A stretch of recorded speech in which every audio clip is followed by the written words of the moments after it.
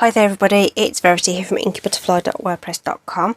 Thank you very much for joining me again today for another card making tutorial, and we're going to continue our little journey through some of the new products that came out on the 4th of May in the annual catalogue. So we're going to be making a card similar to this, and we're going to be using the Inspired Thoughts bundle. So it's a beautiful sentiment stamp set which covers a range of different themes throughout the year. We've got Christmas, get well, sympathy, thanks, congrats, all that.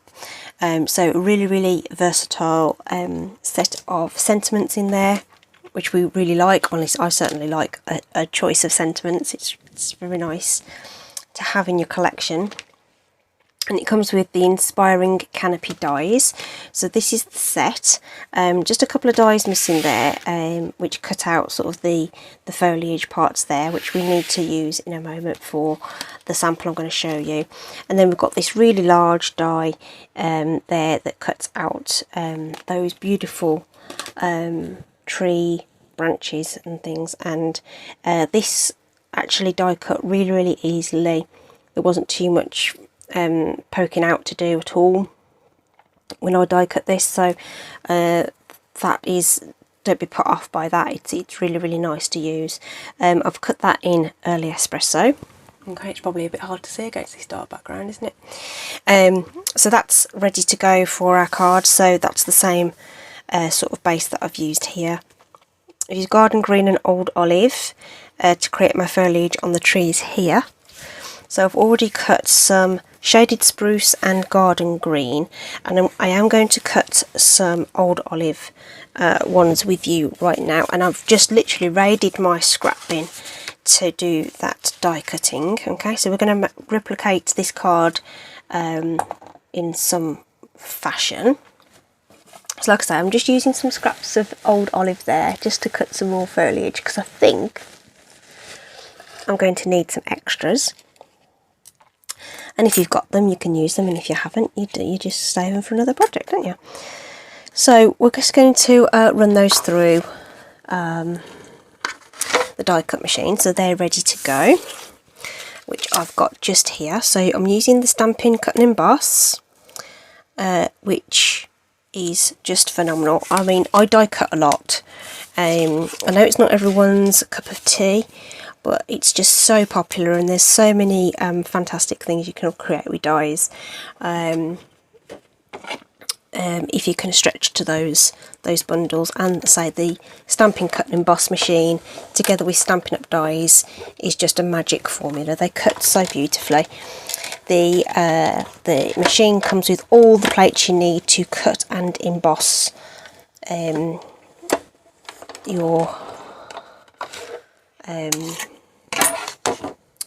for your projects.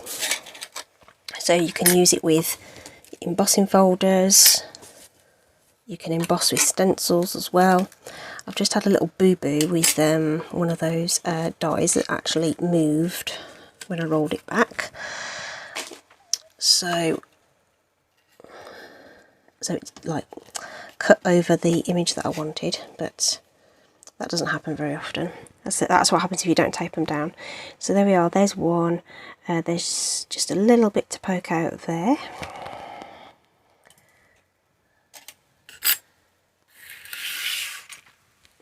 And then this piece as well, so there's just a little tiny piece there. So not all the pieces actually fall out. There is these elements that only partially die cut, and you can lift those up to give your die a bit more dimension, a bit like the Hydrangea Haven dies. You can do that with your flower head if you wish to. Okay, alright. So I haven't bothered this time. I think just having the detail underneath there adds enough sort of texture, if you like, to those trees without needing to do that. And say that other piece just die cut sort of twice because it missed, so it's all gone into little pieces. So I'm just going to clear that away, and don't think I've got any more old olive cardstock to cut that again, so we'll just go with what we've got. Okay, so the bits that I've got already prepped then, apart from these die cuts, is some square pieces of card plus a little strip for the sentiments. This is 3/4 of an inch by 3 inches that we're going to do our sentiment with. This is going to be our sort of topper. This is a 5-inch square of crumb cake, and I've gone down 1/4 of an inch for the white, so that's going to be the bit that we're actually going to decorate. And then I've got another mat here of white cardstock that's going to go behind that, which measures 5.5 inches. So what I haven't got at the moment is a card base, so I actually wanted to show you how to make a square card base from your A4 cardstock. So I've got a piece of crumb cake here. This is an A4 sheet of crumb cake, and I'm going to get my stamping trimmer. So I use my stamping trimmer to make all my card bases. Okay, so hopefully you can see that top bar without too much glare, hopefully. So what I'm going to do is I'm going to cut it lengthways first at the height of the card that I want. So I want a 6-inch square card, so I'm just going to line that up with the 6-inch mark, which is just there. So we've got a nice scrap there that we can save for something else. So I'm just going to put that in my little file there. So if we turn it round and line it up at 6 again, and this time we're going to score it with the light blade, so up and down a couple of times. Okay, and I've just realised my cardstock's not going to be long enough. Oh man, I tell you. So we're making it 5 3/4. That's what we're going to make. Fold it over, make it 5 3/4.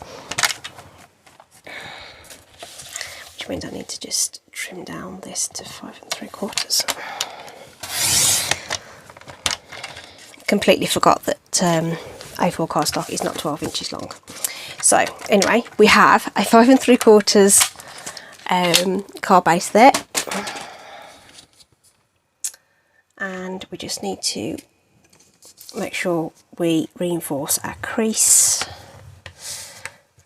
Just like to go over the edges and just make sure they're there. So there we are. Got our card base, and our layers are still going to fit on there anyway, so that's fine. It's just not as deep a border as I thought it was going to be, so that's fine.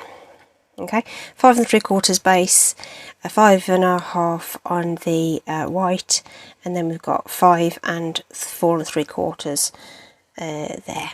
Okay, to make our layered card. Okay. The white base I'm going to stick on right now, so it's ready. Just going to use some seal.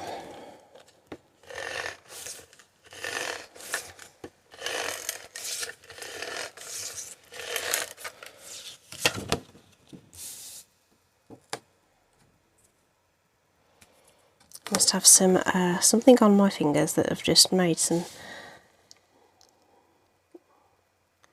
marks on that cardstock.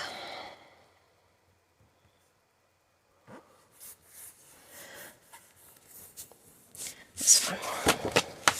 Yours will be nice and clean. It's going really well tonight, isn't it? Oh gosh. Oh dear.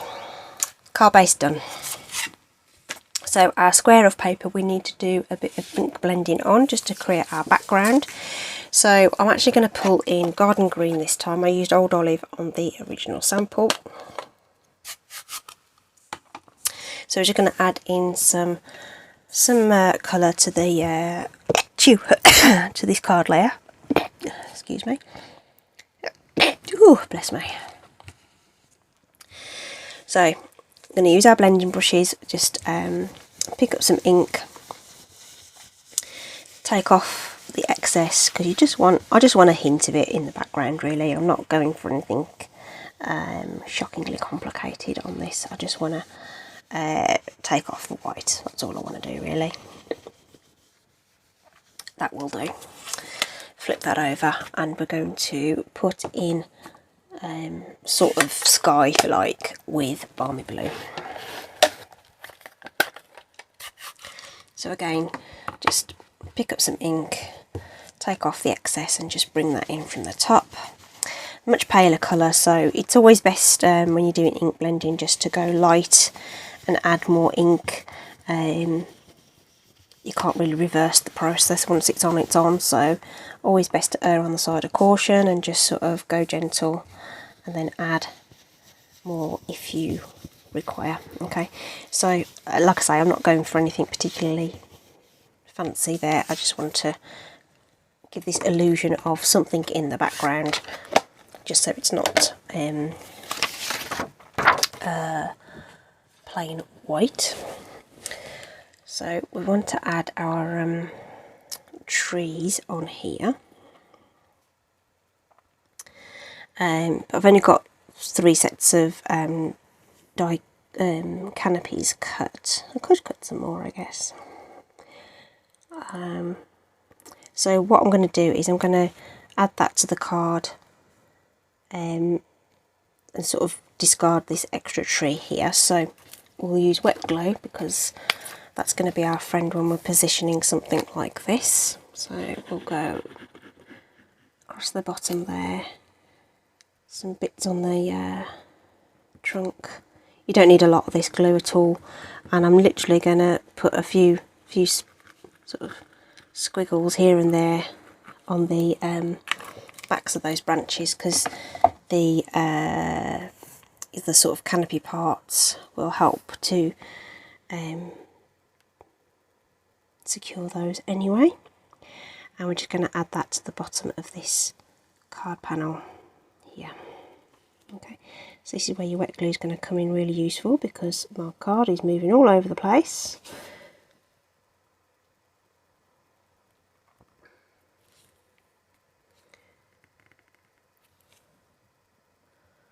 Just want that a bit closer to the edge.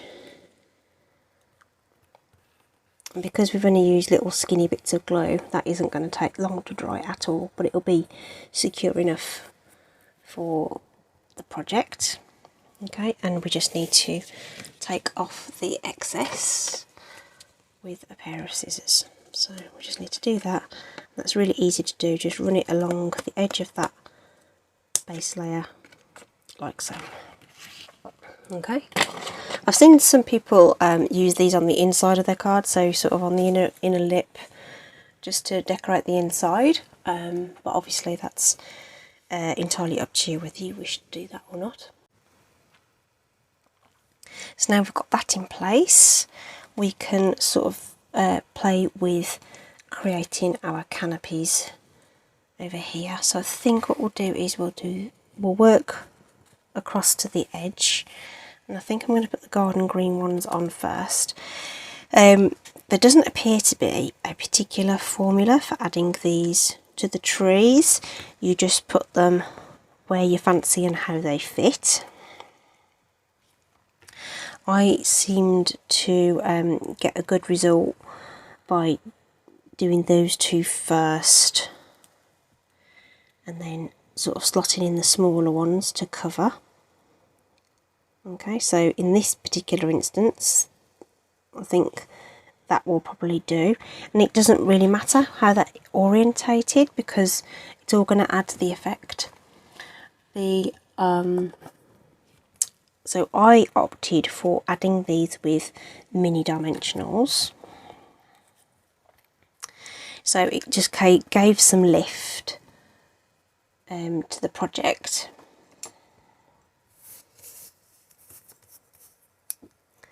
As well. Okay, and there's just a couple of nice little anchor points for those dimensionals. It doesn't have to go all the way to the edge, you only need a couple here and there to keep it in place. Okay, and because we're not lifting up these little partial die cut portions, it's not going to matter. You can stick them flat with glue if you prefer as well. I think we'll just go with the one on the centre there. And now the trick is to remember how you place them so that you can put it back on. Okay, so it's literally a case of just building up the foliage on each of your trees. Now I'm being very traditional and just using green. Now come the autumn, there's all sorts of colours you can use for foliage on trees, so you can really mess about with colour to mimic the seasons. Okay, so there we go, there's number one. Okay, so we're going to do a similar thing with the shaded spruce.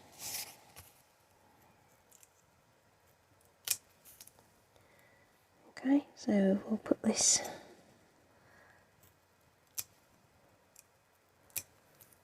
larger one on. Do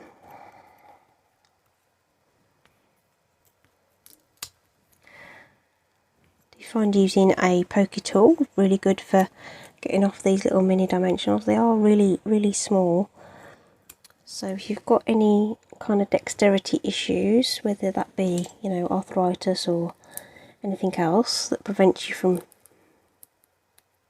picking up such tiny things, that's a good thing to have in your crafty stash. Okay, so I'm going to do something similar with this. So it's going to overlap this one, that's alright, because trees will overlap each other, won't they? We could twist it around a little bit as well. Oops. So it's not going to matter if they all overlap each other. It's all going to add texture to our project. Okay. And how are we going to put this bit in? Like that. Okay. So there we are. There's tree number 2.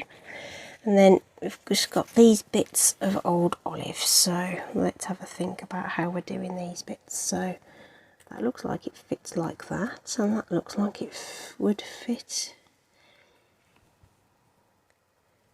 behind there maybe.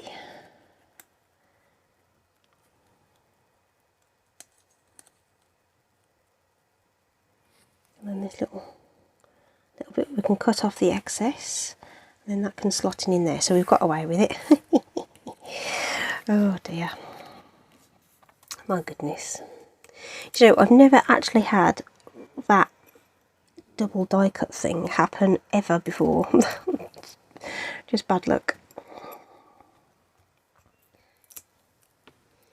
Just bad luck. And then one on this little teeny tiny piece as well. There we are. Take those backings off. So it's a real builder sort of set to have some fun with. I think it's a really nice set. As I say, autumn colours are going to come in to their own later in the year as well. There's some designer series paper available in the catalogue. Doesn't necessarily coordinate with this stamp set in terms of how it's advertised in the catalogue, but it does have like all the sort of autumnal colours in there, and I think you could probably use those to good effect as well to make those kind of cards. So we're just going to lop off these little bits on the side there to make that edge nice and straight, and now we can add that to our layer, which we can do with our stamp and seal. So obviously there's a bit of raised stuff there, but the tape will go over the top, and we'll just add that to this crumb cake piece, preferably straight. Okay, and then we can add that to our card base, no problem. So again, just some seal going on the back there. You of course can take much more time over this than me.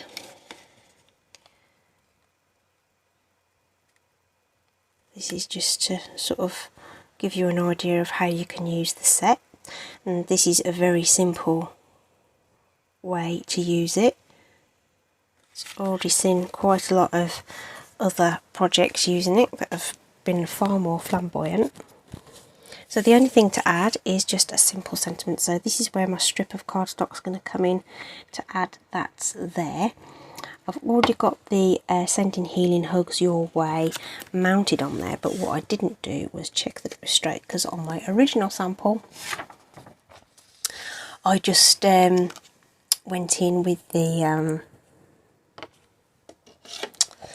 I cut down the sentiment, so it didn't matter whether it was straight or not. So I'm just going to use grid paper to give me an idea of whether this is straight or not. So I'm going to line that up with my block and just see. Yeah, so that's definitely on the wonky side. So let's just twiddle that a little more. Line it up again. Still not quite right. So there are labels to put on the back of your stamps. But I still find that even when you do that, you don't always get things lined up how you want them to be.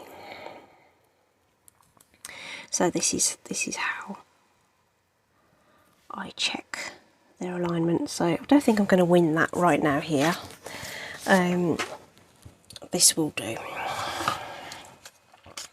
You of course will be able to make sure everything's lined up as you want it to be. So we'll put that down, and actually that hasn't turned out too bad at all, just by eyeballing it.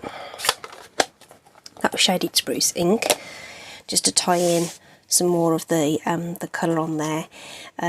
Of course there's all sorts of colours that you can use in the Stampin' Up family, whatever you decide. I'm going to pick up this Pick-a-Punch. This is the Banners Pick-a-Punch. I'm just going to slide that in. I want this sort of pointy section, so I did cut this to 3/4 of an inch deliberately so it fits into there, and you can push that to the back of the punch, line it up and cut that down. And if it's not quite close enough, you can cut it again. That looks okay to me.